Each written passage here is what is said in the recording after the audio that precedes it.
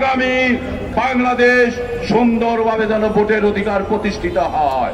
আমরা জুলাই আগস্টের বিপ্লবের একজন সৈনিক হিসাবে আমার বাংলাদেশকে সন্ত্রাসী চাঁদাবাজির অভয়ারণ্যে আমরা হতে দিতে পারি না।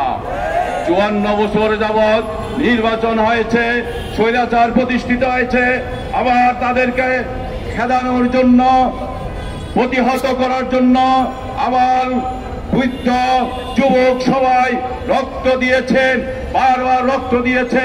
স্বৈরাচারের পতন হয়েছে, আবার রক্ত দিবে, আবার পতন হবে। এইরকম বাংলাদেশ আমরা দেখতে চাই না। আমরা জুলাই আগস্টে বিপ্লব সাধন করেছি। এই বিপ্লবের মাধ্যমে আমরা নিশ্চিত করতে চাই আগামী বাংলাদেশ সুন্দরভাবে যেন ভোটের অধিকার প্রতিষ্ঠিত হয়।